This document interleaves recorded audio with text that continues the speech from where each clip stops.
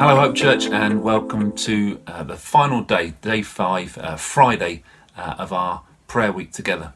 The last verse that we have from Ephesians chapter 3 is verse 20 and 21, and it concludes with, "To him be glory in the church and in Christ Jesus throughout all generations, forever and ever. Amen."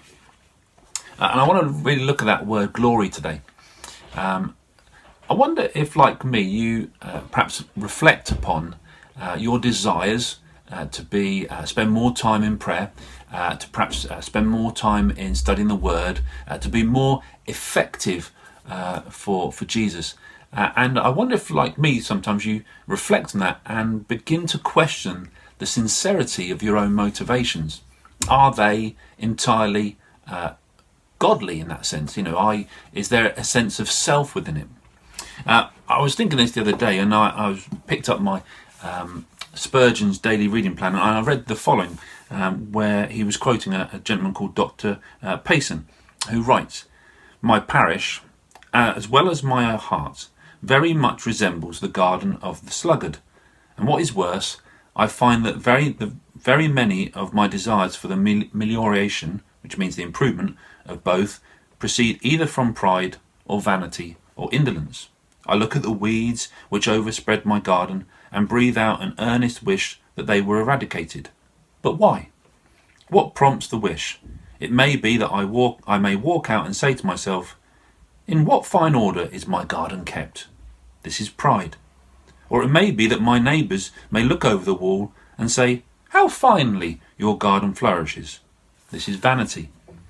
Or I may wish for the destruction of the weeds just because I am tired of pulling them up. This is indolence. It is so, then, that our desires for holiness could be tainted by evil motives." And this struck a nerve with me. It struck a chord as to how does that leave me? Where does that leave me placed if even my good intentions are laced with an element of selfishness? Well, I think there's two things that we should be encouraged by, one thing to be encouraged by and one thing to be praying for. The first thing is, as Spurgeon writes here, "Likewise, while Jesus bears our sin, he presents before his Father's face not our unholiness, but his own holiness."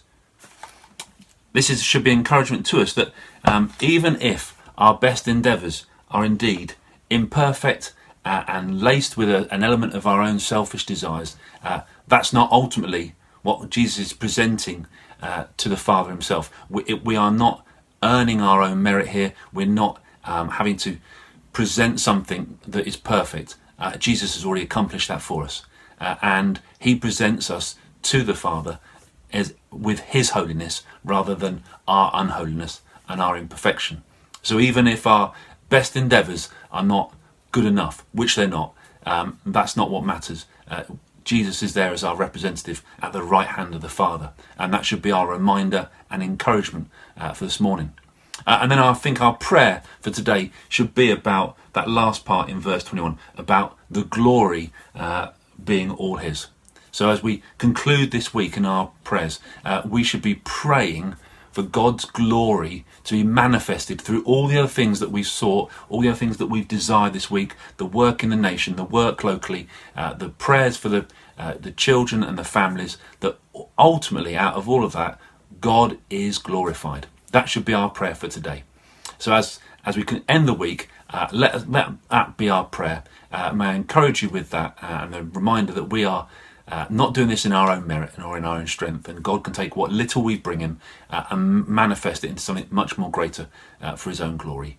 God bless you all. Speak to you again soon. Bye-bye.